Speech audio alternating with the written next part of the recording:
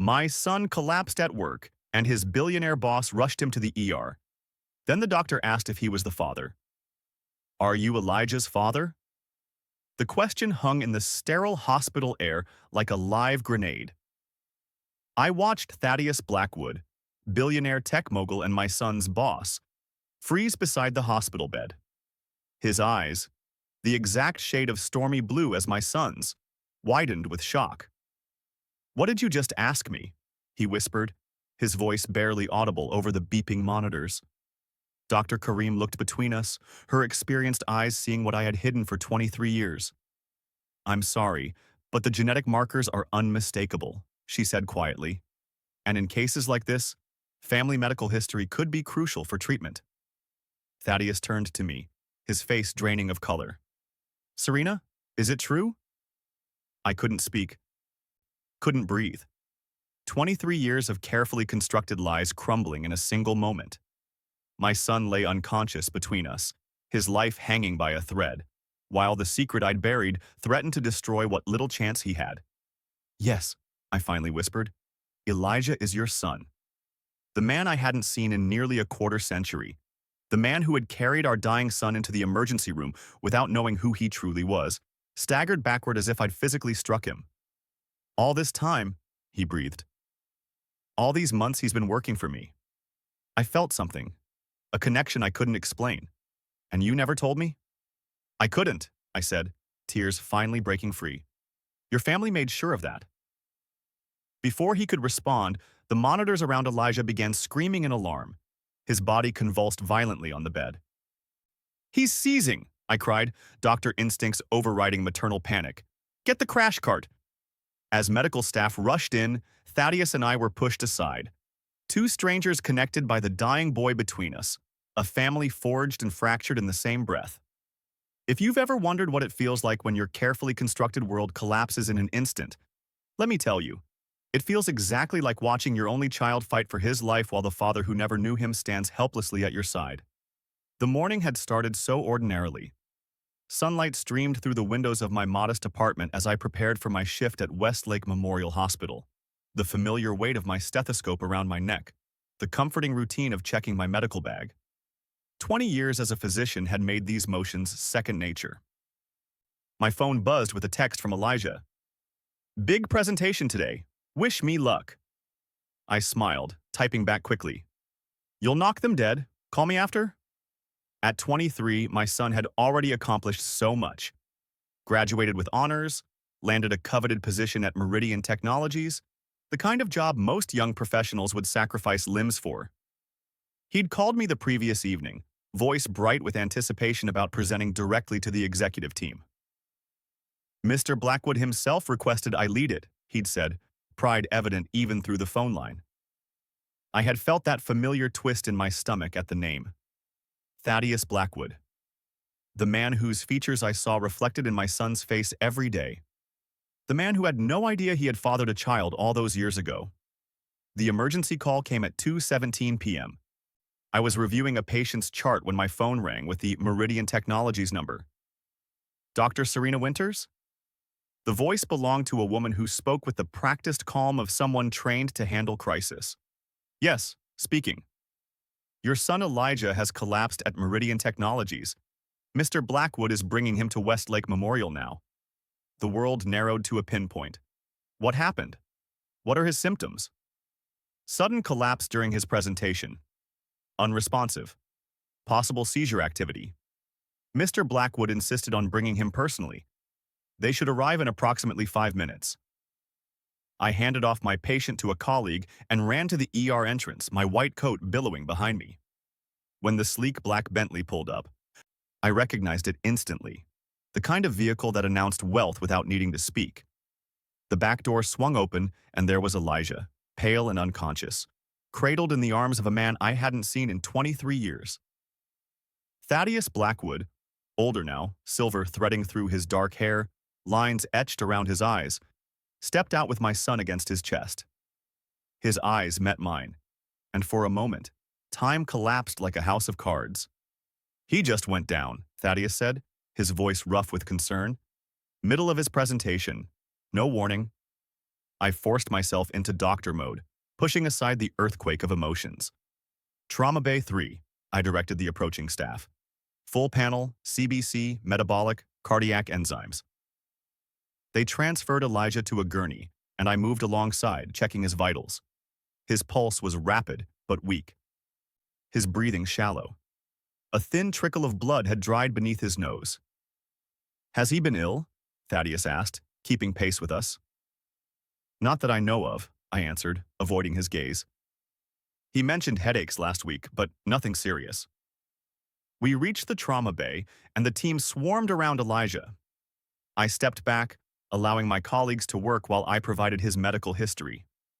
Thaddeus stood at the edge of the room, his imposing presence somehow both intrusive and essential. Dr. Nadia Karim, our neurology chief, arrived minutes later. She examined Elijah with practiced efficiency, her expression giving nothing away until she turned to me. "Serena, I need to order an immediate MRI. His symptoms suggest increased intracranial pressure." My knees nearly buckled. "Tumor?" "Let's not jump ahead," Nadia cautioned, but her eyes held the truth. They wheeled Elijah away for imaging, and I found myself alone in the suddenly quiet room with Thaddeus. He stood by the window, silhouetted against the afternoon light, looking both out of place in his bespoke suit and strangely at home in his concern. "You should go back to work," I said, my voice steadier than I felt. "I'll have someone call you with updates." He turned, and I saw the years etched in the lines around his eyes. "I'm staying, Serena." The sound of my name on his lips after so many years sent an unwelcome shiver down my spine. "This isn't your responsibility. He's my employee. He's my son." The words hung between us, charged with all I wasn't saying. Thaddeus studied me, his gaze uncomfortably perceptive. "You look the same," he said quietly. "Different, but the same." 23 years will do that," I replied, turning away. "Has it really been that long?" I didn't answer. Couldn't. The math was too dangerous. An hour later, Nadia confirmed what I'd feared. A mass in Elijah's frontal lobe, substantial enough to cause the collapse. They were prepping him for emergency surgery to relieve the pressure. I signed the consent forms with a hand that refused to tremble. Years of medical training had taught me to compartmentalize, to separate the doctor from the mother. But as they wheeled my son toward the OR, that separation crumbled. Thaddeus found me in the surgical waiting room, 2 cups of coffee in hand. He offered one silently, and I took it, too exhausted to refuse. "He looks like you," he said after a long moment. "He has your eyes," I replied, without thinking. Thaddeus went still. "What?" I stared into the bitter coffee.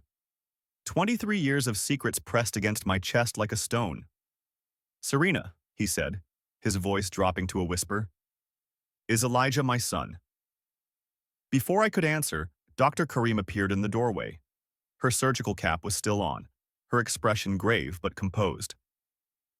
"We've stabilized him," she said. "Removed enough of the mass to relieve the pressure. But it's extensive, and the preliminary pathology suggests it's malignant."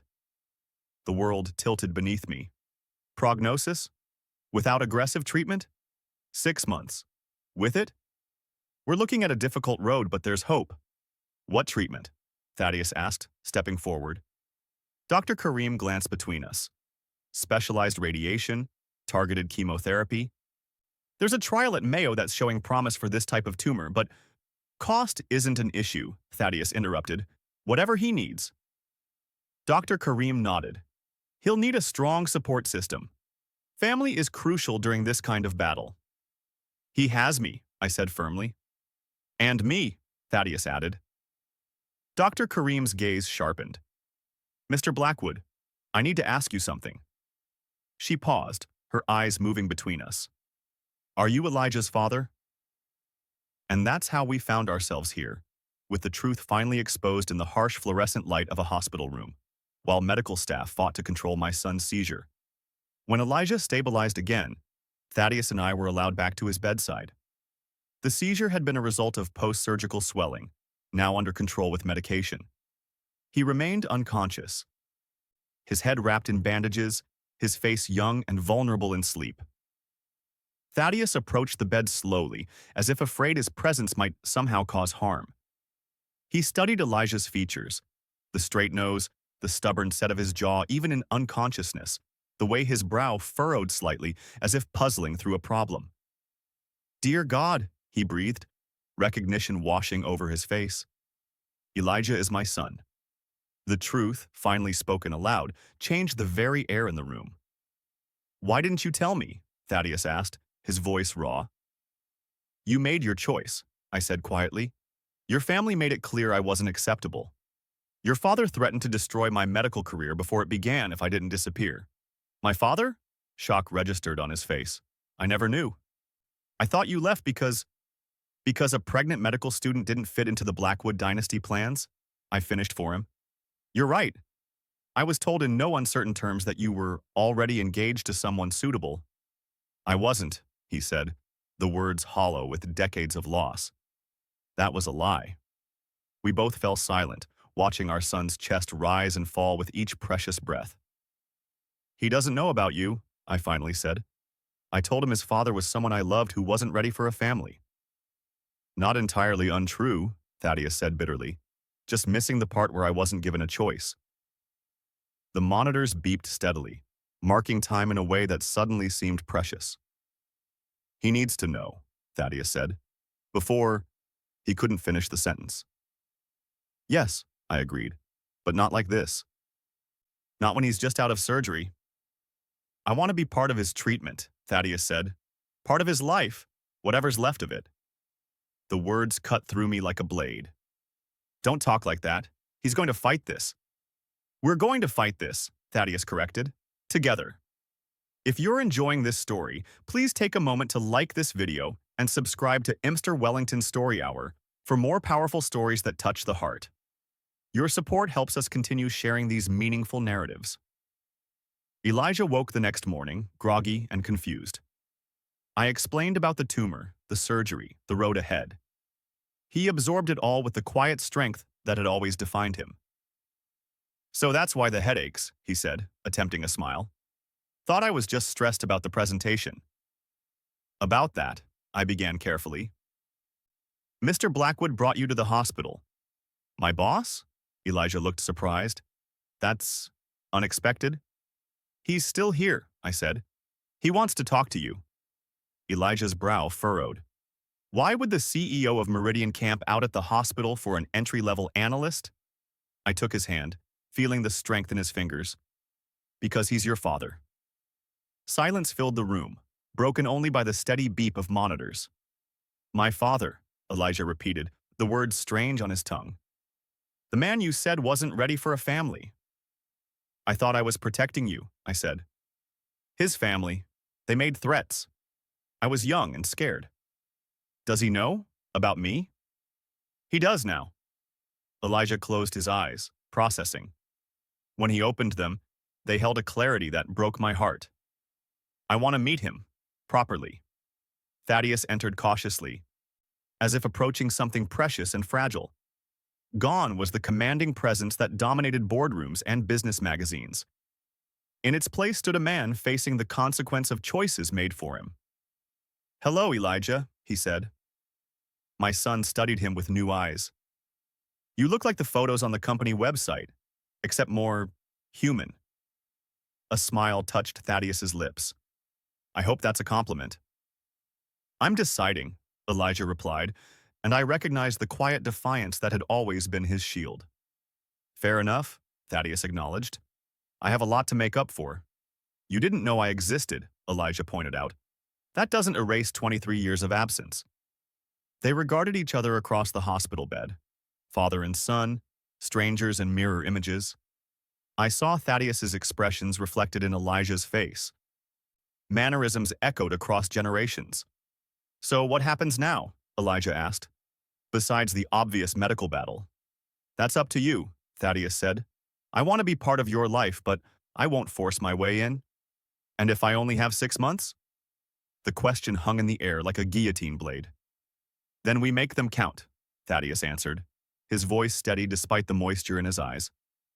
"And we fight like hell to make it longer." The weeks that followed took on the surreal quality that comes with life-altering diagnoses. Elijah began treatment, aggressive, experimental, exhausting. Thaddeus leveraged every connection he had to get Elijah into the Mayo trial, flying specialists in for consultations. I watched my carefully constructed world reshape itself around this new reality. The man I'd spent decades trying to forget became a daily presence, his determination to save our son both admirable and terrifying in its intensity. "You can't buy his survival," I told Thaddeus one night in the hospital cafeteria, after Elijah had finally fallen asleep. "I can damn well try," he replied, the circles under his eyes matching my own. "And what about after? If he survives? Will you still be here, or will this be another Blackwood family intervention?" Thaddeus's face hardened. "My father is dead, Serena. Has been for 5 years, and I'm not the same man who let you walk away." "You didn't let me walk away," I corrected. "You never came after me." "Because I was told you wanted nothing to do with me or my family's money." His laugh was hollow. "Ironic that I'm now using that same money to try to save our son." Our son. The words still sounded strange, a truth hidden for too long. 3 months into treatment, during a rare good day when Elijah felt strong enough to sit in the hospital garden, he asked the question I'd been dreading. "Were you ever going to tell me? If I hadn't collapsed, if he hadn't brought me in, would I ever have known who my father was?" I looked at my beautiful boy, thinner now, his resilience showing in the set of his jaw. "I don't know," I answered honestly. "I told myself I was protecting you." "From what? Having a father?" "From rejection. From the Blackwood legacy that deemed us unworthy." Elijah considered this, watching a butterfly land on a nearby flower. "He doesn't seem like someone who would reject his own child."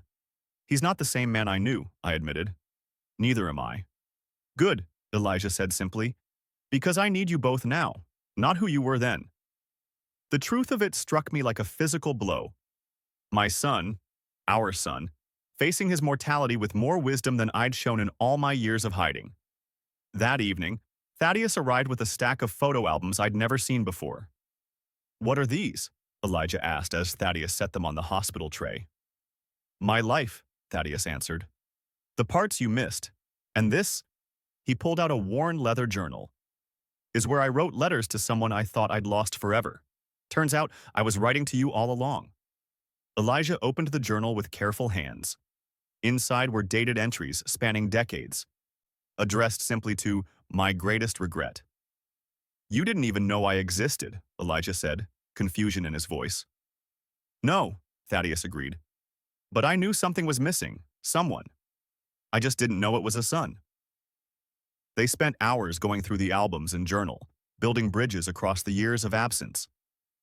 I watched from the doorway, my heart breaking and healing in equal measure. 6 months after diagnosis, the deadline we'd been given without treatment, Elijah underwent another MRI. Dr. Karim studied the images with careful attention, her expression giving nothing away.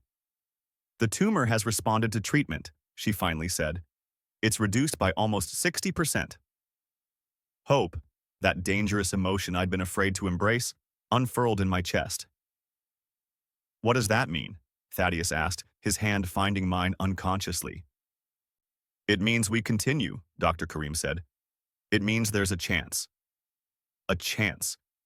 Not a guarantee, not a cure, but more than we'd dared hope for. That night, after Elijah had fallen asleep, Thaddeus and I found ourselves in the hospital chapel. Neither of us was particularly religious, but something about the quiet space invited confession. "I would trade places with him in a heartbeat," Thaddeus said, staring at the simple wooden cross on the wall. "So would I replied. "I've been thinking about time," he continued. "How much we've lost, how precious what remains is." I nodded, unable to speak past the knot in my throat. "I don't want to waste any more," he said, turning to face me. "Whatever happens with Elijah, and I believe he's going to beat this, I want us to face it together, not just as his parents, but as whatever we might become."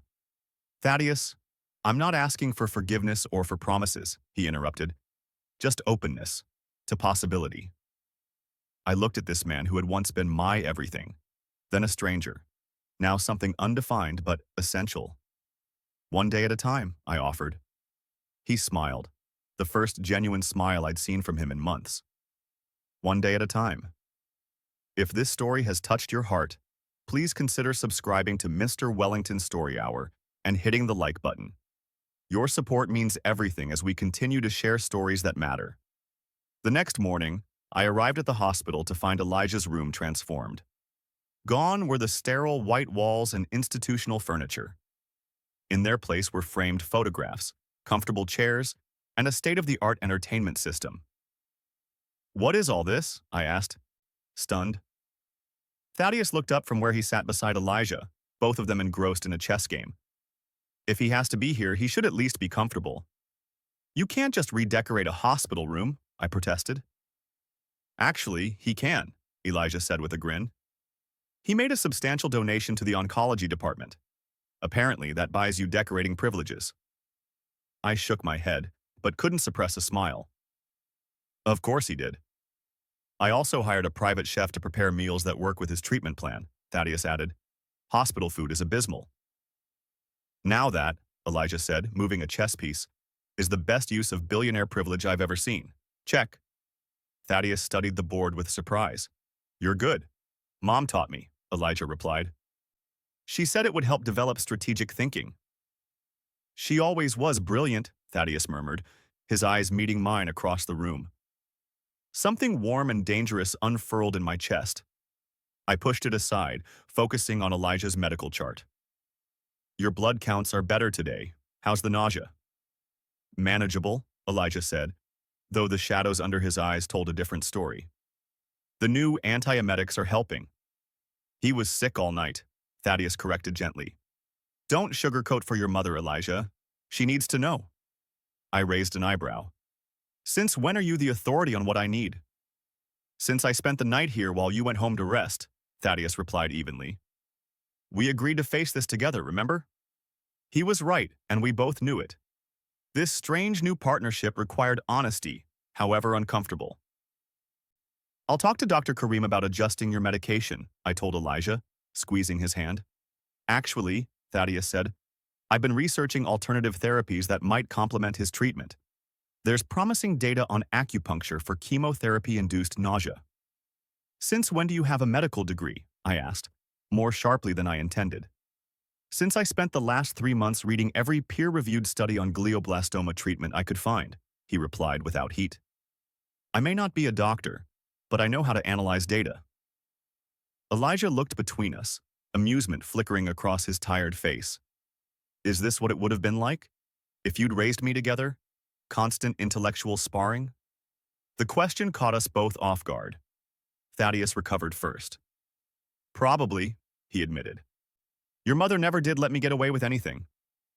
"Someone had to keep your ego in check," I said, the familiar banter rising to my lips before I could stop it. Elijah smiled. "I like it. Makes me feel like I'm getting the full parent experience, condensed." The simple statement hit me like a physical blow. All the years he'd missed having a father. All the years Thaddeus had missed knowing his son. The waste of it all suddenly seemed unbearable. "I'm sorry," I whispered, not sure which of them I was apologizing to. "Maybe both." "Mom, don't," Elijah said firmly. "We can't change the past. And honestly, you did an amazing job raising me on your own." "He's right," Thaddeus added quietly. "You created an extraordinary young man. I just wish I'd been there to see it." "You're here now," Elijah said. "That's what matters." He moved another chess piece. "And checkmate, by the way." Thaddeus stared at the board in disbelief. "How did you—" "Like I said, Mom taught me well." The days blurred into weeks, marked by treatment cycles, blood draws, and the steady rhythm of hospital life. Elijah's room became our strange family headquarters. Thaddeus set up a makeshift office in one corner, running his empire remotely while never missing a doctor's consultation. I split my time between my own patients and Elijah, grateful that the hospital administration had been understanding about my schedule. One evening, I returned from rounds to find Elijah's bed empty. Panic flared until I heard laughter from the small balcony attached to his room. another of Thaddeus's donations at work. I stepped outside to find them huddled over a laptop. Elijah animated in a way I hadn't seen since before his diagnosis. "Mom, come look at this," he called. "We're designing something amazing." "We?" I asked, joining them. Elijah had an idea, Thaddeus explained, pride evident in his voice. A monitoring system for cancer patients that tracks symptoms, medication effects, and quality of life metrics in real time. "The doctors only see us during appointments," Elijah added. "But what if they could access continuous data? See patterns we might miss?" I studied the screen, impressed despite myself. "This is sophisticated work." "Elijah did the conceptual design," Thaddeus said. "I'm just providing technical support and resources." "Don't let him fool you," Elijah countered. "He's the one who connected me with Meridian's top engineers. They're helping refine the algorithms." "You're working?" I asked, concern creeping into my voice. "Elijah, you need to rest." "This isn't work, Mom," he said, his eyes bright with purpose. "This is what's keeping me going. If this tumor is going to take me out, it's not," Thaddeus and I said simultaneously. Elijah smiled. "If it does, I want to leave something behind that helps others. And if it doesn't, well, I've got a head start on my next career move." I looked at my son, thinner, weaker, but somehow stronger in spirit than I'd ever seen him, and felt a surge of fierce pride. "Show me everything," I said, pulling up a chair. For the next hour, they walked me through the project. It was brilliant, combining Elijah's first-hand patient experience with Thaddeus's business acumen and technological resources. Watching them work together, finishing each other's sentences and building on each other's ideas, I glimpsed what might have been if we'd been a family all along. "We need a name for it," Elijah said finally. "What about Phoenix?" Thaddeus suggested. "Rising from the ashes of illness." Elijah considered it. "Too dramatic and too obvious." "Lifeline?" I offered. "Better, but still generic." Thaddeus studied our son thoughtfully. "What about Elysium?" "The paradise from Greek mythology?" Elijah asked. "Yes, but also a play on your name," Thaddeus explained. "Elijah's system for integrated understanding and monitoring." "That's quite an acronym stretch," I said, but Elijah was already nodding. "I like it, Elysium." He tested the word. "A better place for patients." That's exactly what we're trying to create. As the evening wore on, Elijah's energy began to flag. I noticed the subtle signs before he admitted fatigue, the slight tremor in his hands, the way he leaned more heavily against the chair. "Time for rest," I said firmly, closing the laptop. For once, he didn't argue. Thaddeus helped him back to bed while I adjusted his medication. "Will you stay?" Elijah asked, his voice suddenly small, reminding me of the little boy who'd been afraid of thunderstorms. "Both of you?" Thaddeus and I exchanged glances. "Of course," I said. "Always," Thaddeus added. After Elijah drifted off to sleep, Thaddeus and I sat in the dimly lit room, the beeping monitors a constant reminder of our son's fragility. "He's extraordinary," Thaddeus said softly. "He always has been," I replied. "Even as a baby, he had this intensity. Like he was taking in everything, processing it." "Like you," Thaddeus observed. I shook my head. "His analytical mind is all you. The way he breaks down problems, sees solutions others miss." "Nature versus nurture," Thaddeus mused. "He got the best of both, it seems." "And none of the worst, thankfully." Thaddeus raised an eyebrow. "Meaning?" "He doesn't have my stubbornness or your arrogance," I said with a small smile. "I prefer to call it confidence," he replied, the familiar banter comforting in its familiarity. "You would?" We fell silent, watching our son sleep. The weight of all we'd lost and all we stood to lose hung heavy between us. "I've been thinking," Thaddeus said finally, "about what happens after." My heart clenched. Not that after," he clarified quickly. "I mean, after he beats this, after he recovers." The hope in his voice was so tangible, I could almost touch it. I wanted desperately to share it, but years of medical practice had taught me caution. "Thaddeus, I know the statistics, Serena, he interrupted. I've read every study, every case report. But Elijah isn't a statistic. He's our son, and I refuse to believe we found each other only to lose him. The fierce certainty in his voice broke something open inside me. What were you thinking? About after? I want us to be a family, he said simply. However Elijah wants that to look. I've missed 23 years. I don't want to miss another day. And us? I asked, the question slipping out before I could stop it. Thaddeus met my gaze steadily. That's up to you. I know what I want. But I also know I have no right to expect anything. What do you want? The words were barely a whisper. A second chance, he replied. With both of you. Before I could respond, Elijah stirred, mumbling something in his sleep. We both leaned forward. Parental instincts synchronized despite our years apart. When he settled again, the moment had passed, but something had shifted between us, a possibility taking root. If you're finding value in this story, please take a moment to like, share, and subscribe to MR Wellington Story Hour. Your support helps us continue bringing these meaningful stories to life. A year after Elijah's collapse, we gathered in Dr. Kareem's office for what had become a familiar ritual, reviewing scan results, adjusting treatment plans, measuring progress in millimeters of tumor reduction and blood count improvements. But this time was different. Dr. Kareem's usually composed face broke into a rare smile as she turned her computer screen toward us. The tumor is gone, she said simply. Complete response to treatment. The words hung in the air, too miraculous to immediately comprehend. Gone? Elijah repeated, his voice hoarse. As in, gone? No visible tumor on MRI, Dr. Kareem confirmed. Blood markers are normal.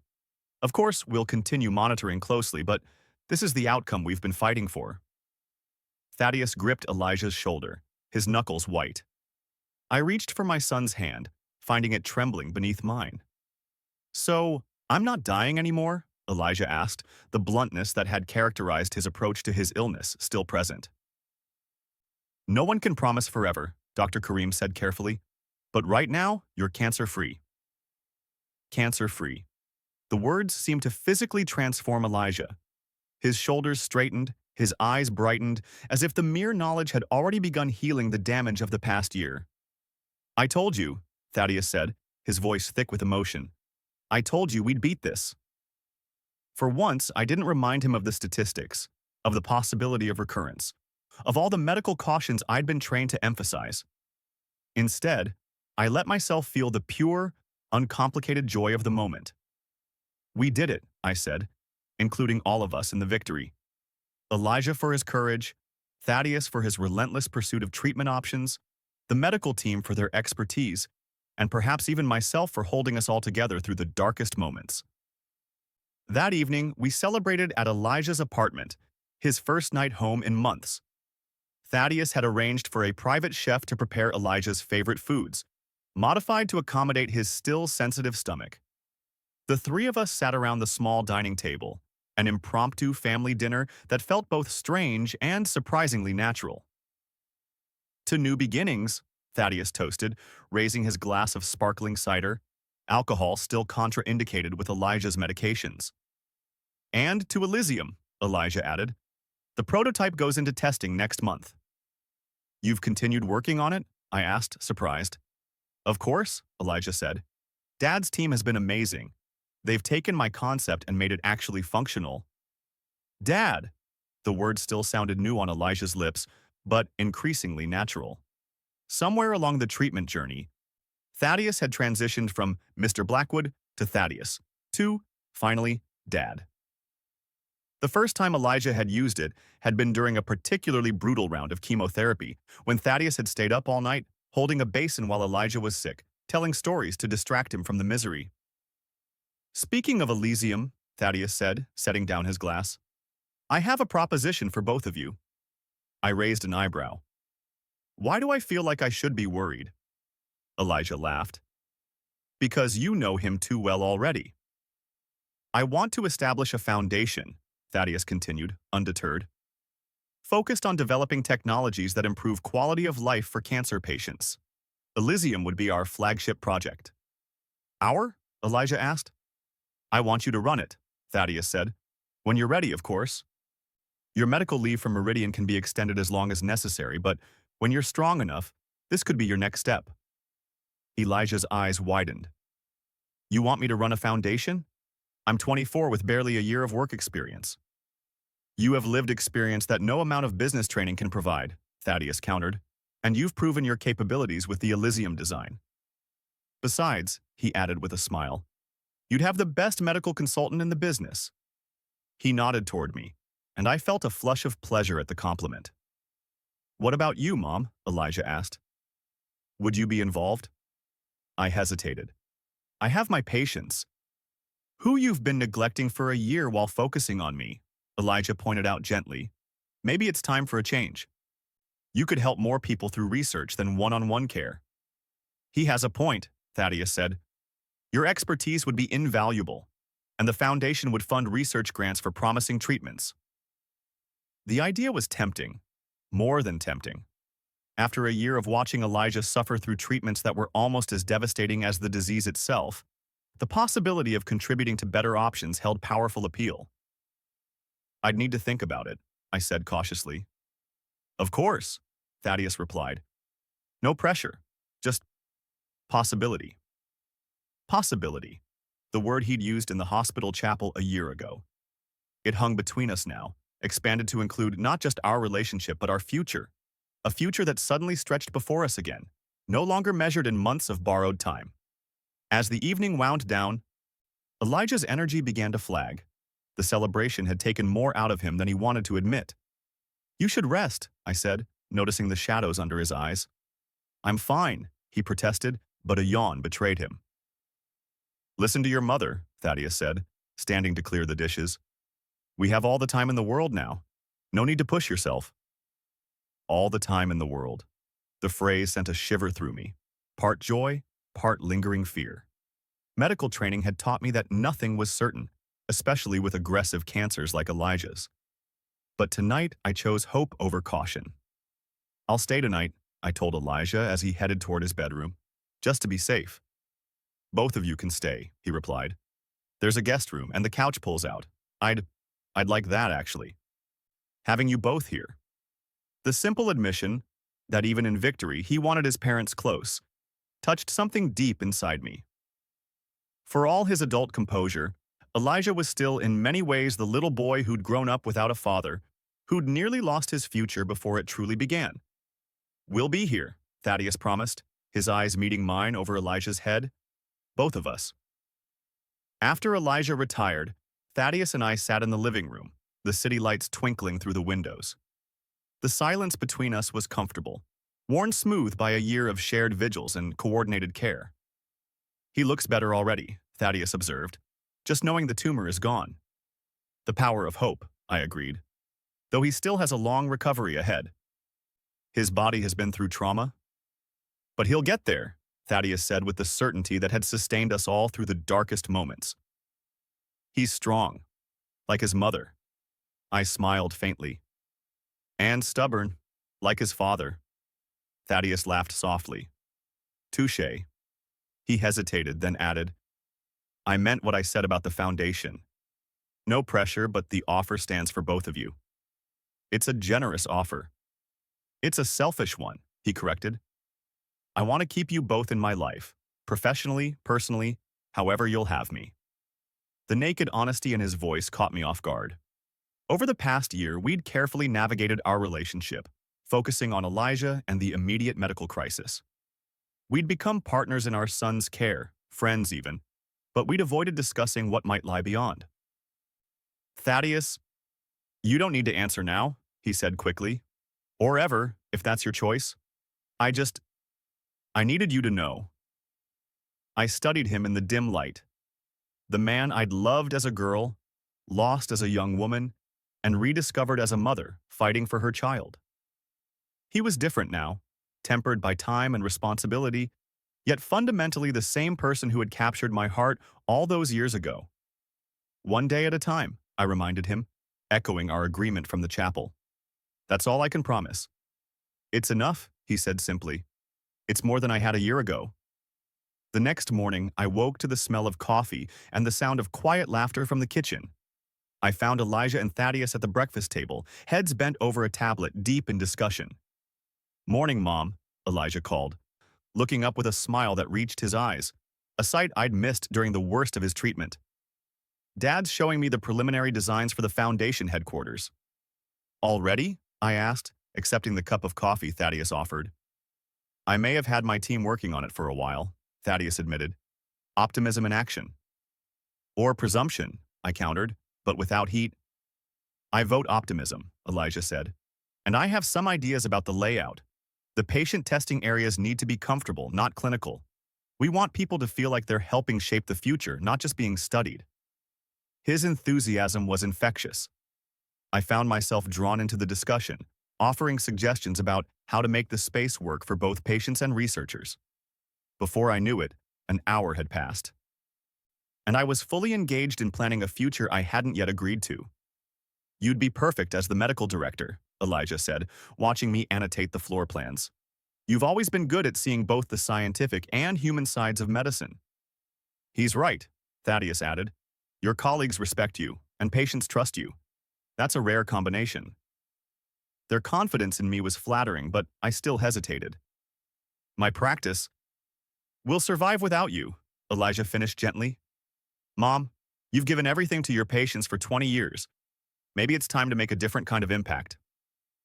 I looked at my son, my brilliant, resilient son who had faced death and emerged determined to create meaning from his suffering. How could I do any less? "I'll think about it," I promised. "Seriously think about it." Elijah's recovery progressed steadily over the following months. Hair began to regrow where radiation had left him bare. Weight returned to his frame, muscle rebuilding with careful physical therapy. The seizures that had plagued him during treatment gradually subsided as his brain healed. Thaddeus and I fell into a rhythm, coordinating Elijah's care while pursuing our separate professional lives.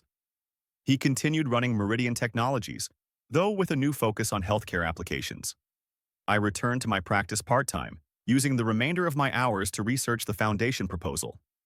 The more I investigated, the more compelling the opportunity became. Thaddeus had assembled a world-class team of researchers, many of whom I knew by reputation. The funding model was sustainable, drawing from both Meridian's profits and outside investors who recognized the potential market for patient-centered technology. 6 months after Elijah's all-clear scan, I found myself in Thaddeus's office at Meridian, officially accepting the position of medical director for what we were now calling the Phoenix Foundation. Elijah had eventually conceded that the name had merit after all. "Welcome aboard, Dr. Winters," Thaddeus said formally, extending his hand across the desk. I shook it, feeling the warmth of his palm against mine. "Thank you, Mr. Blackwood." We held the handshake a moment longer than necessary, professional courtesy blending with personal connection. "Elijah will be thrilled," Thaddeus said as I took a seat. "He's been not so subtly lobbying for this outcome." I smiled. "He gets his persuasive abilities from you. And his persistence from you," Thaddeus countered. "Speaking of which, there's something else I wanted to discuss while you're here." "Oh." He hesitated, uncharacteristically uncertain. "The foundation headquarters will be completed in about 8 months. Elijah mentioned he's considering moving into one of the executive apartments in the building." "He told me," I said. "I think it's a good idea. Close to work but still independent." "I was thinking of doing the same," Thaddeus continued. "My current place is larger than I need." I raised an eyebrow. "Your current place is a penthouse that could house a small village." He laughed. "Exactly. Excessive for one person." He paused. "I wondered if you might consider relocating as well." The suggestion caught me off guard. "To the foundation building?" "It would be convenient," he said carefully. "For work. And for other considerations." "Other considerations?" "Elijah," he clarified, "having both his parents nearby as he continues to recover. And perhaps," he met my gaze directly, "perhaps for us as well." My heart quickened. "Thaddeus, Separate apartments, he added quickly. I'm not presuming anything, just proximity, possibility. That word again, possibility. It had become something of a touchstone between us, a way of acknowledging what might be without demanding what wasn't yet ready to exist. I'll think about it, I said, echoing my response to the foundation offer. His smile was warm. That's all I ask. If you're enjoying this story of family, forgiveness, and second chances, please take a moment to like and subscribe to Mr. Wellington Story Hour. Your support means the world to us. The Phoenix Foundation's grand opening coincided with the second anniversary of Elijah's collapse. The symmetry wasn't lost on any of us. 2 years from diagnosis to creation, from near death to new life. The building itself was a marvel of modern architecture, all glass and sustainable materials, designed to feel welcoming rather than institutional. At its heart was the Elysium Center, where patients could test new monitoring technologies and provide feedback directly to the development team. Elijah, now fully recovered and serving as the Foundation's executive director, stood at the podium addressing the gathered crowd of investors, medical professionals, and media. 2 years ago today, I collapsed during a presentation, he began, his voice strong and clear. I was 23 years old, just starting my career, with no idea that a tumor was growing in my brain. By medical statistics, I shouldn't be standing here today. A hush fell over the audience. Beside me, Thaddeus tensed, his hand finding mine in the darkness of the wings. But I am here, Elijah continued, thanks to brilliant medical care, cutting-edge treatment, and 2 parents who refused to accept the odds. He looked toward where we stood off stage. My mother, Dr. Serena Winters, who has dedicated her life to healing others, and my father, Thaddeus Blackwood, who I only discovered during my illness. Murmurs rippled through the crowd. The Blackwood heir's previously unknown son had been a closely guarded secret, revealed only when necessary for the Foundation's creation. Some might call it tragedy that it took a life-threatening diagnosis to bring my father into my life, Elijah said. But I see it differently. I see it as proof that it's never too late for healing. Of the body, of relationships, of the past. Tears pricked my eyes. Thaddeus's grip on my hand tightened. The Phoenix Foundation exists because of my personal journey, Elijah concluded. But its purpose extends far beyond one family's story. We're here to transform how we approach illness. Not just treating disease, but supporting the whole person through technology that empowers rather than alienates. I invite you to join us in this mission. The applause was thunderous. Elijah beckoned us on stage, and we stepped into the spotlight together. A family forged through crisis, standing united in purpose. As the formal ceremonies concluded and the reception began, I found myself momentarily alone, watching Elijah move confidently through the crowd. He looked so much like his father. The same commanding presence, the same charismatic smile, but with a depth of compassion that came from having faced his own mortality. "Penny for your thoughts," Thaddeus said, appearing at my side with 2 glasses of champagne. I accepted one with a smile. Just marveling at our son. He's extraordinary. He is, Thaddeus agreed, following my gaze. Though I can't take any credit for that. You raised him. Nature versus nurture, I mused, echoing our conversation from the hospital. He has your vision, your ability to inspire others. And your heart, Thaddeus added softly. Your unwavering commitment to what matters. We stood in comfortable silence, watching Elijah in his element. After a moment, Thaddeus spoke again. Have you decided about moving to the Foundation building? I had been considering the offer for months, weighing practicality against the deeper implications. My apartment, once a sanctuary for Elijah and me, now felt empty with him gone. The Foundation was becoming the center of my professional life. And Thaddeus? Yes, I said simply. I've signed the lease. I move in next month. His face brightened. That's wonderful news. It's practical, I qualified. For work. Of course, he agreed, though his smile suggested he understood the decision went beyond mere convenience. And for other considerations, I added, meeting his gaze directly. Elijah will be pleased to have you close by, Thaddeus said carefully. Just Elijah? His expression softened. You know better than that. Before he could elaborate, Elijah appeared before us, his face flushed with excitement. The Mayo Clinic wants to partner with us on Elysium, he announced. They see the potential for revolutionizing patient monitoring during clinical trials. That's fantastic, Thaddeus said, clapping him on the shoulder. Their endorsement will open doors with other research institutions. Dr. Reeves wants to meet with you both tomorrow, Elijah continued, as the medical and technological leads. We'll be there, I assured him. Together, Thaddeus added, his eyes meeting mine over our son's head. Together. The word held more meaning than it once had. A promise, a future, a healing of old wounds. Moving into the foundation building marked another transition in our evolving family dynamic. My apartment was on the 15th floor, with Elijah on the 16th and Thaddeus on the 17th. Close enough for convenience, separate enough for independence. The arrangement worked surprisingly well. We often shared meals in one apartment or another, discussing foundation business or simply enjoying each other's company. Elijah thrived in his role, his personal experience informing every decision about patient care and technology development. Thaddeus and I settled into a comfortable rhythm, our professional partnership gradually extending into personal territory. Movie nights in his apartment, morning coffee in mine before heading to our offices. Small, careful steps towards something neither of us was ready to name.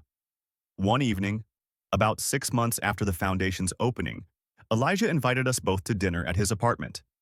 He seemed unusually nervous, fidgeting with his silverware as we ate. Is everything all right? I asked, maternal instinct immediately alert for signs of health concerns. Everything's fine, Mom, he assured me. Better than fine, actually. I have news. Thaddeus and I exchanged glances. Good news, I hope? Thaddeus prompted. Elijah nodded. I've met someone. The simple statement hung in the air for a moment before I broke into a smile. That's wonderful, Elijah. Who is she? Her name is Maya, he said, a flush creeping up his neck. She's a patient advocate at the foundation. We've been working together on the Elysium user interface. Maya Chen? Thaddeus asked. Brilliant woman. Doctorate in human-computer interaction, if I recall correctly. That's her, Elijah confirmed. We've been seeing each other for a few weeks. I wanted to be sure it was real before telling you both. Why the hesitation? I asked gently. Elijah sighed. Because of my history, the cancer. I wasn't sure if I should be starting a relationship when there's still a risk of recurrence, I finished for him, understanding immediately. It's not fair to her, he said quietly. To ask her to invest in a future that might be cut short. Thaddeus leaned forward. Son, if there's one thing the past 2 years have taught us, it's that none of us are guaranteed tomorrow. You can't put life on hold because of what might happen. Your father's right, I agreed. And Maya deserves the chance to make her own choice about what risks she's willing to take. Elijah looked between us, a small smile forming. That's what she said, almost word for word, that she'd rather have whatever time we get than none at all. Smart woman, Thaddeus observed. When do we get to meet her? Officially, I mean. Actually, Elijah said, glancing at his watch, she should be here in about 20 minutes. I invited her for dessert. If that's okay? Of course it's okay, I assured him, reaching across the table to squeeze his hand. We can't wait to meet her properly. When Maya arrived, I understood immediately what had drawn Elijah to her. Petite with warm brown eyes and a quick smile, she carried herself with quiet confidence. More importantly, she looked at my son with genuine affection, untainted by pity or concern about his medical history. Dr. Winters, Mr. Blackwood, she greeted us, extending her hand. It's an honor to meet you both personally rather than professionally. Please, it's Serena, I corrected, taking her hand. And Thaddeus, my son's father added. We've heard wonderful things about your work with the Elysium interface. It's easy to be passionate about something that could help so many people, Maya replied, especially when you're working with someone as dedicated as Elijah. The way she said my son's name, with warmth and respect, told me everything I needed to know. This wasn't just a colleague with a passing interest. This was someone who saw Elijah for who he was, beyond his illness, beyond his family connections. As the evening progressed, I watched them together. The easy way they communicated, finishing each other's thoughts, challenging each other's ideas. It reminded me of something I'd almost forgotten, the intellectual spark that had first drawn me to Thaddeus all those years ago. "They're good together," Thaddeus murmured, as we helped clear dessert plates while Elijah and Maya debated the merits of different user interface designs. "They are," I agreed. "She sees him. Really sees him." "Like you saw me," he said quietly, before everything else got in the way. The simple statement caught me off guard. We'd carefully avoided discussing our past relationship, focusing instead on co-parenting and professional collaboration. "Thaddeus, I'm not trying to pressure you," he said quickly. "Just an observation. Watching them reminds me of what we had. What we might have again if you wanted." Before I could respond, Elijah called us back to the living room for coffee. The moment passed, but Thaddeus's words lingered in my mind long after we'd said our goodbyes and returned to our separate apartments. What we might have again, if you wanted. Did I want it? The question kept me awake that night, staring at the ceiling of my new apartment. The past 3 years had transformed everything. My career, my relationship with my son, my understanding of what mattered most. Somewhere in that transformation, my feelings for Thaddeus had evolved from old resentment to grudging respect to genuine affection.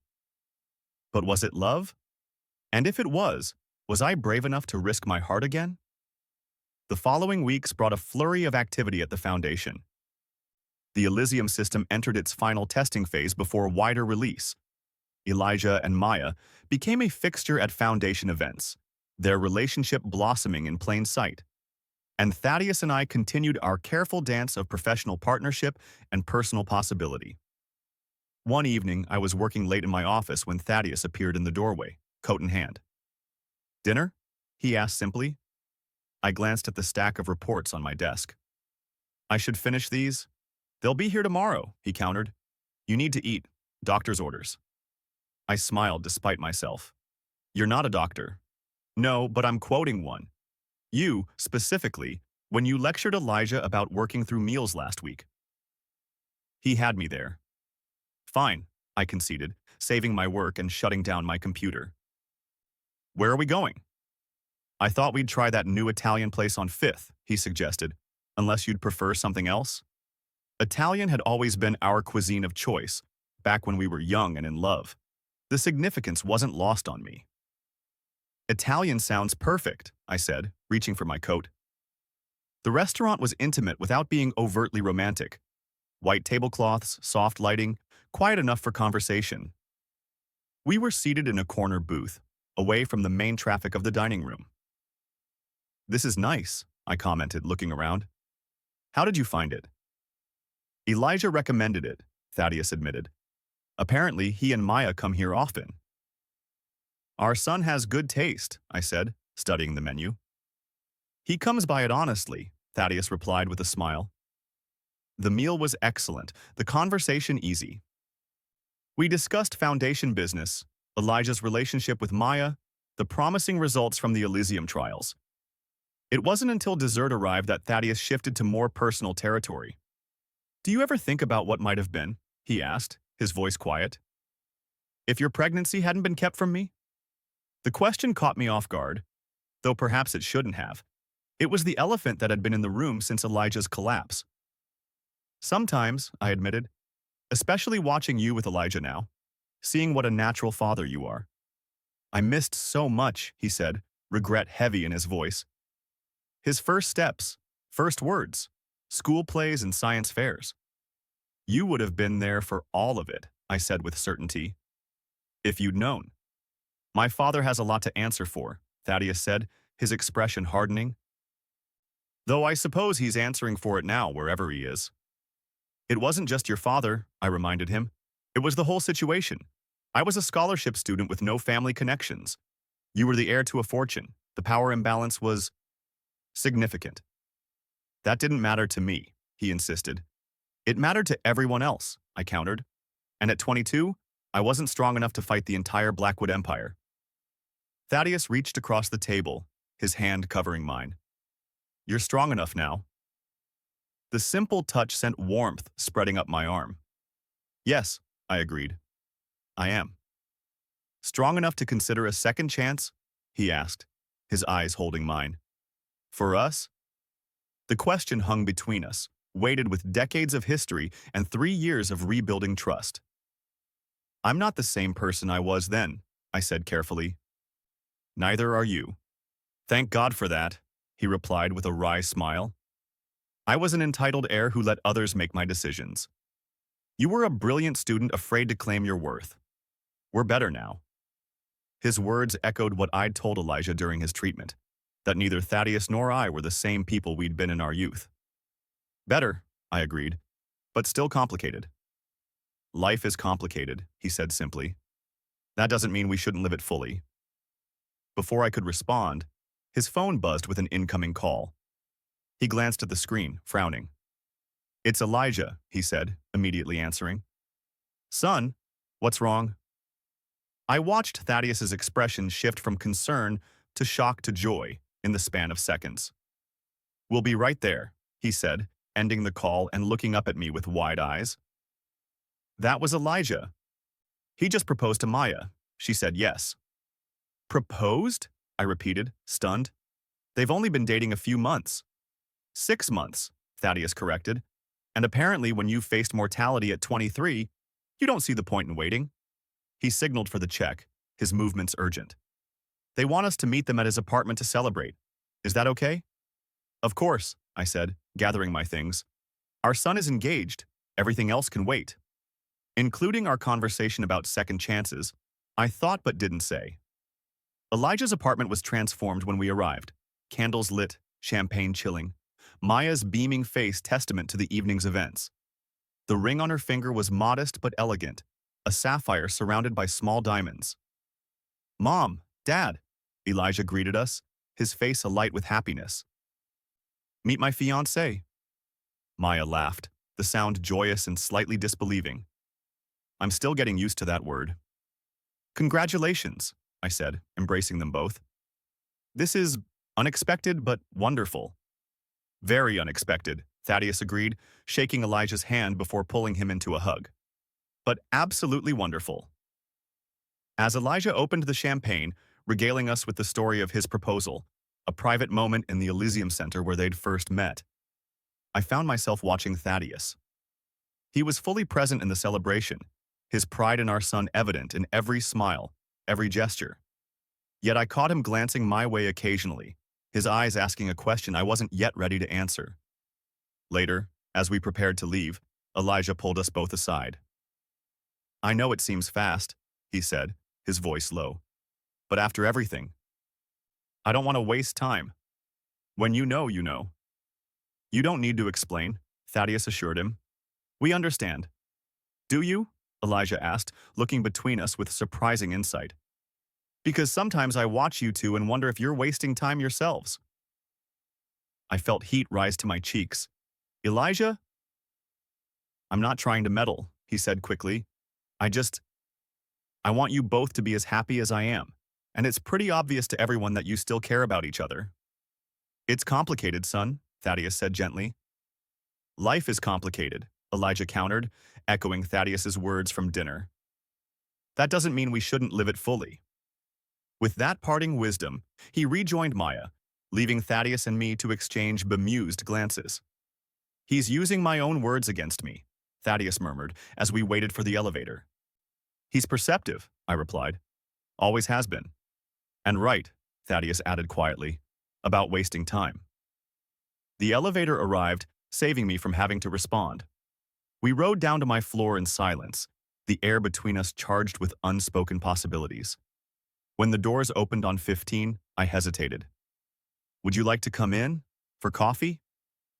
The invitation was innocent enough on the surface, but we both recognized it for what it was, a step toward something more. I'd like that, Thaddeus said simply. My apartment was smaller than his penthouse, but comfortable, filled with books and plants and the collected memories of a life well lived. Thaddeus moved through the space with appreciation, studying photographs of Elijah growing up, examining the medical texts on my shelves. "You've created a real home here," he observed, as I prepared coffee in the kitchen. "I've had practice," I replied, "making homes for Elijah and me, wherever we were." "I wish I could have been part of that," he said, accepting the mug I offered. "Building a home together."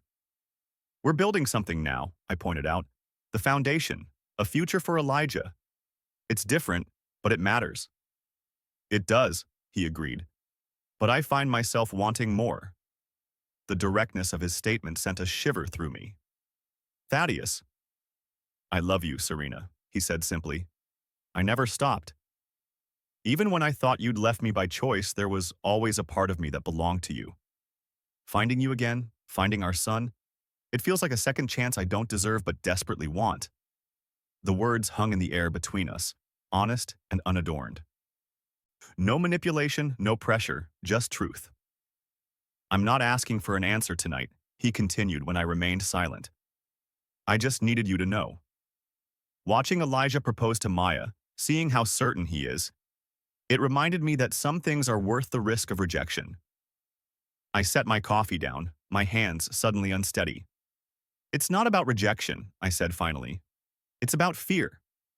"Fear of what?" "Of losing again," I admitted. "I lost you once. It nearly broke me. If I hadn't had Elijah to focus on..." I shook my head. "And then I almost lost him too. I'm not sure my heart can survive another loss."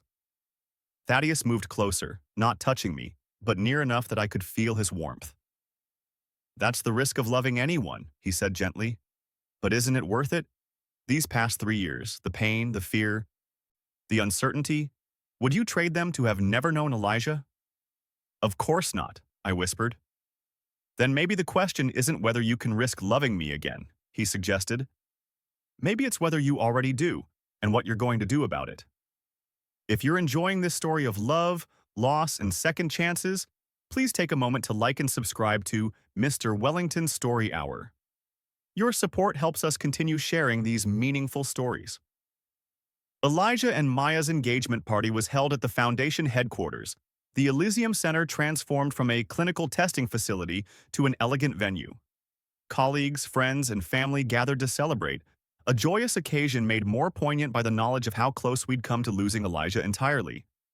I stood at the edge of the room, watching my son move confidently among the guests, his arm around Maya's waist. The contrast between this vibrant young man and the pale, fragile patient of 3 years ago was stark. Medical science had given him back his future, but his own determination had shaped what he'd done with that gift. "Penny for your thoughts," Thaddeus said, appearing at my side with a glass of champagne. I accepted it with a smile, just marveling at our son. "Again." "It's becoming a habit," he agreed, following my gaze. "A good one."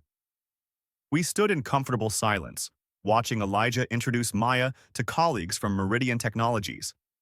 In the 3 weeks since his proposal, we'd fallen into a new rhythm, still careful, still undefined, but with an honesty that hadn't existed before.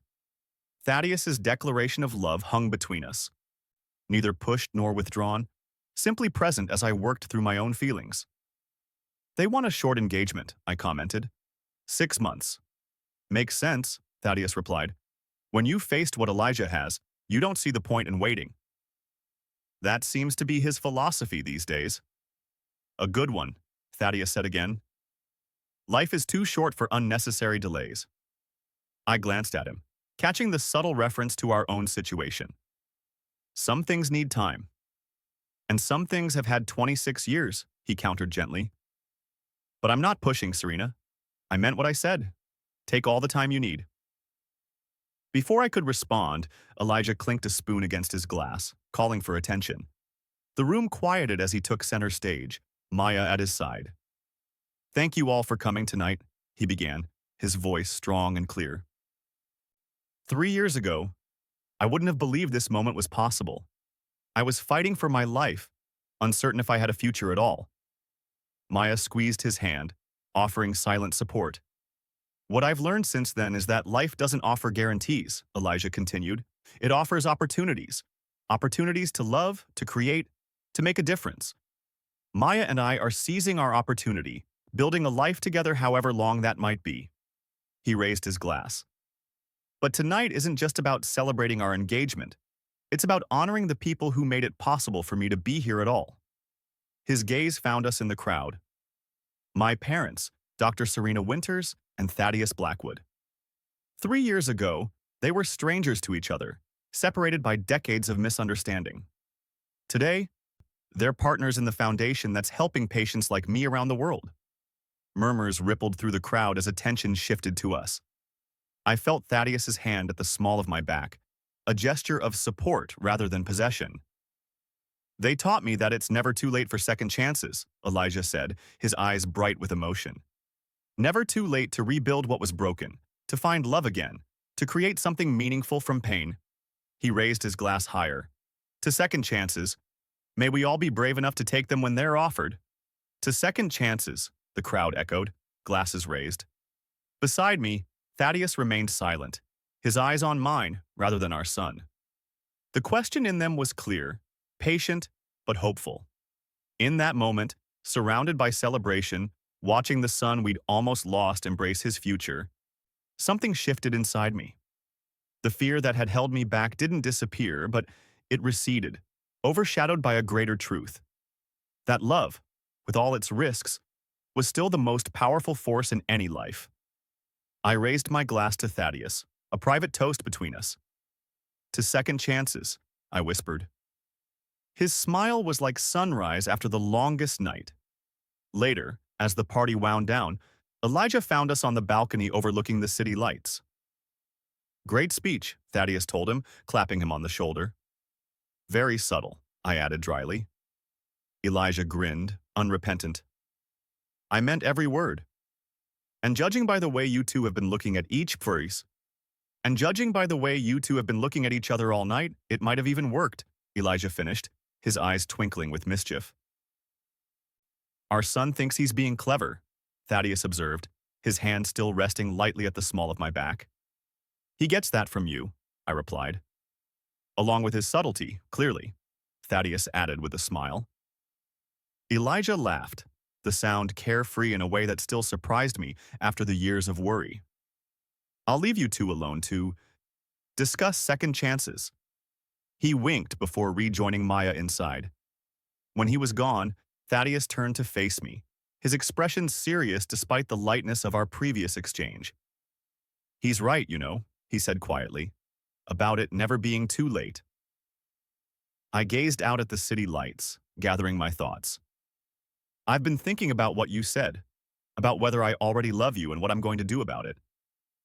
Thaddeus waited, giving me space to continue at my own pace. The truth is, I said finally, turning to meet his eyes, I never stopped loving you either. Even when I thought you'd chosen your family's expectations over me, there was always a part of my heart that belonged to you. I just buried it so deeply I almost convinced myself it wasn't there. Hope bloomed in his eyes, but he remained silent, letting me finish. These past 3 years, watching you fight for our son, seeing the man you've become, I've fallen in love with you all over again. Not the memory of who you were, but the reality of who you are now. Serena, he breathed, my name a prayer on his lips. I'm still afraid, I admitted, but Elijah's right. Life doesn't offer guarantees, just opportunities. Thaddeus reached for my hand, his fingers warm against mine. And this? Us? Is that an opportunity you're willing to take? Instead of answering with words, I closed the distance between us, pressing my lips to his in a kiss that felt both familiar and entirely new. His arms encircled me, drawing me closer as the kiss deepened, years of separation dissolving in the connection. When we finally parted, both slightly breathless, Thaddeus rested his forehead against mine. I'll take that as a yes, he murmured. It's a yes, I confirmed, smiling up at him. To second chances, to whatever comes next. Together, he added, the word a promise. Together, I agreed. The transition from colleagues to partners to lovers happened with surprising ease. Perhaps because the foundation of trust had already been rebuilt during Elijah's illness, or perhaps because, at our core, We were still the same people who had fallen in love all those years ago, just wiser, stronger, more certain of what mattered. Thaddeus began spending nights at my apartment, then gradually moving his things in. We didn't make a formal announcement, but no one at the foundation seemed surprised when we began arriving together each morning, or when Thaddeus's penthouse was eventually listed for sale. Elijah, of course, was delighted. Finally, he said, when we confirmed what he'd already guessed.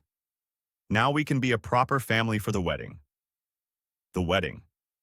It approached with the speed that seems to characterize all anticipated events, a flurry of preparations and decisions compressed into the 6-month timeline Elijah and Maya had set. They chose a small venue, the garden of the rehabilitation center, where Elijah had spent months regaining his strength after treatment. It seemed fitting, this place of healing becoming the site of new beginnings. As mother of the groom, I found myself unexpectedly emotional during the preparations. Each milestone, the tuxedo fitting, the menu tasting, the rehearsal, reminded me how close we'd come to missing these moments entirely. "You're thinking about it again," Thaddeus observed the night before the wedding, finding me on the balcony of our now shared apartment, lost in thought. "Am I that transparent?" I asked, leaning back against his chest as his arms encircled me from behind. "Only to me," he assured me, "and maybe to Elijah. He noticed you tearing up during the rehearsal dinner." "I just keep remembering the prognosis," I admitted. 6 months without treatment. Tomorrow marks 3 years since his collapse. 3 years we might never have had. Thaddeus tightened his embrace. "But we did have them, and we'll have many more." "You sound so certain." "I am," he said simply. "Not because I deny the medical realities, but because I've learned to live in the present while hoping for the future. It's all any of us can do." I turned in his arms, studying the face that had become so dear to me again. "When did you get so wise?" "Somewhere between watching our son fight for his life and falling in love with his mother all over again," he replied with a smile. "Life-altering experiences tend to clarify what matters." The wedding day dawned clear and bright, the kind of perfect autumn day that seems designed for new beginnings. I helped Maya prepare in one room while Thaddeus assisted Elijah in another. The bride was radiant in a simple gown of ivory silk, her dark hair adorned with small white flowers. "Are you nervous?" I asked as I fastened the delicate pearl necklace that had been my gift to her. "Not about marrying Elijah," she replied with certainty, "just about tripping down the aisle in front of everyone." I laughed, adjusting the necklace. "If you do, he'll probably just scoop you up and carry you the rest of the way." "That sounds like him," she agreed with a smile. "He's always catching me when I fall." "You do the same for him," I observed. "I've seen it." Maya's expression softened. "We take care of each other. That's what partnership is about, isn't it?" "Yes," I said, thinking of Thaddeus. "That's exactly what it's about."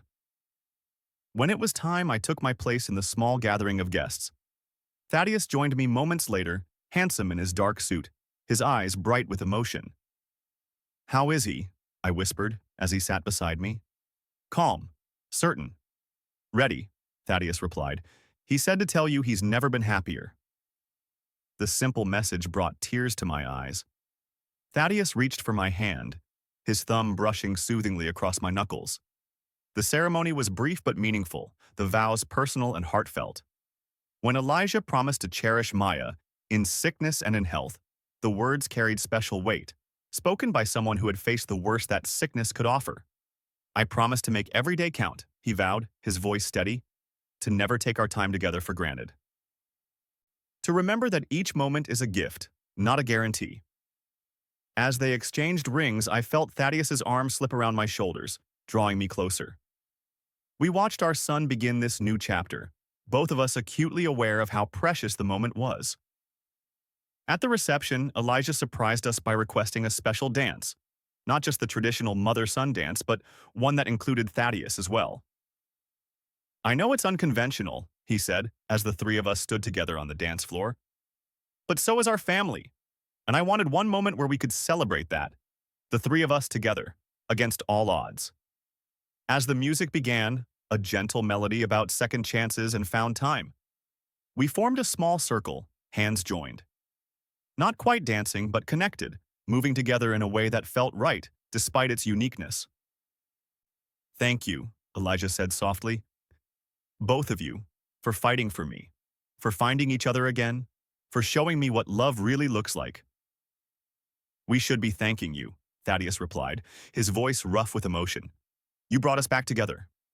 "In the worst possible way," Elijah acknowledged with the dark humor he'd developed during treatment. "But it worked out in the end." "It more than worked out," I said, squeezing his hand.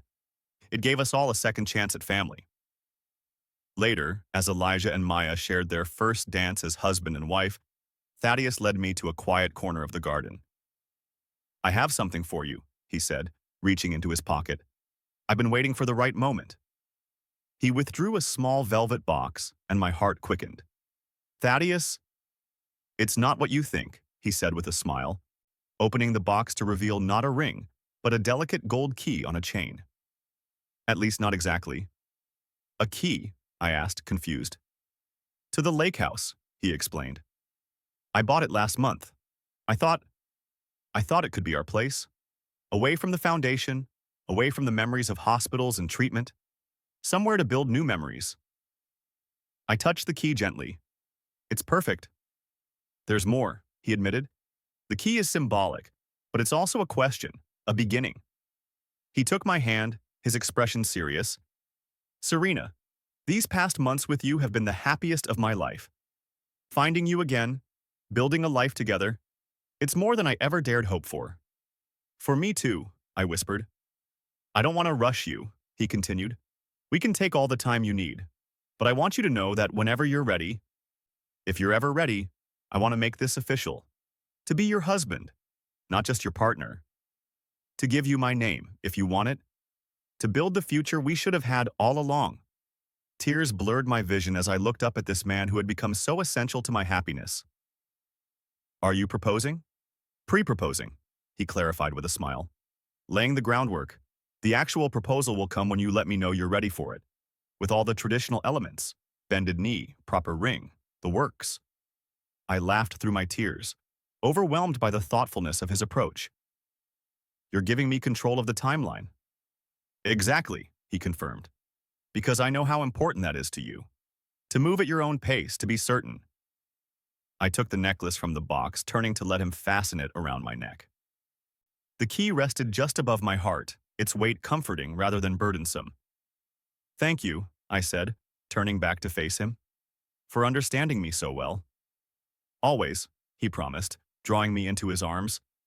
As we rejoined the celebration, watching Elijah and Maya surrounded by well-wishers, I felt a sense of completion I'd never expected to find. The journey that had begun with crisis had led us here. To family, to love, to second chances seized rather than squandered. 6 months later, on the anniversary of Elijah's all-clear scan, I stood on the dock of the lake house watching the sunset paint the water in shades of gold and crimson. Thaddeus joined me, wrapping a blanket around my shoulders against the evening chill. "Elijah called," he said. "He and Maya will be here tomorrow. They have news they want to share in person." I smiled, suspecting what that news might be. Maya had been glowing at our last family dinner, declining wine and touching her abdomen unconsciously throughout the evening. "Life continues," I murmured, leaning back against Thaddeus's chest. "It does," he agreed. "In the most wonderful ways." I fingered the key that still hung around my neck, a constant reminder of possibility. Over the past months, it had become a talisman of sorts, a physical representation of the future we were building together. "I've been thinking," I said, turning to face him, "about your pre-proposal." His eyebrows rose. "Oh?" "I'm ready," I said simply. "For the real thing, whenever you are." Joy bloomed across his face. "Are you sure?" "Completely," I confirmed. "These past months have shown me that some things don't need more time. Some things just need courage." Thaddeus took my hands in his expression suddenly serious. "In that case, I have a confession to make." "What's that?" "I've been carrying the ring for 3 months," he admitted with a sheepish smile. "Just waiting for you to give me the green light." I laughed, the sound carrying across the still water. "Of course you have." "So, he said, reaching into his pocket and dropping to one knee on the wooden dock. Since you've given me permission and since I'm already in position, he opened the small box to reveal a platinum band set with a single perfect diamond, flanked by two smaller sapphires the exact color of our son's eyes, of Thaddeus's eyes. Serena Winters, he said, his voice steady despite the emotion in his eyes. 27 years ago, I lost you through circumstances neither of us could control. 3 years ago, I found you again through our extraordinary son. I've loved you across decades, across misunderstandings, across all the lives we've lived apart. Will you marry me and let me love you for whatever time we have left? Which I sincerely hope is at least another 50 years? Yes, I said without hesitation. Yes to all of it. As he slipped the ring onto my finger and rose to kiss me, I felt the final piece of our fractured past slide into place. The journey that had begun with our son's collapse had led us here, to healing, to wholeness, to a future brighter than either of us could have imagined.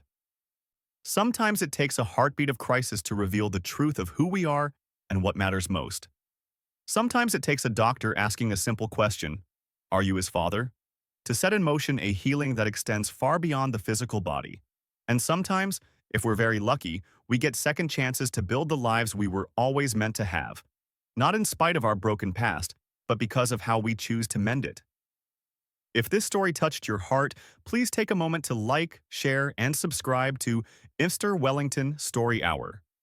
Your support helps us continue bringing these meaningful stories of love, family, and second chances to life. Thank you for joining us on this journey.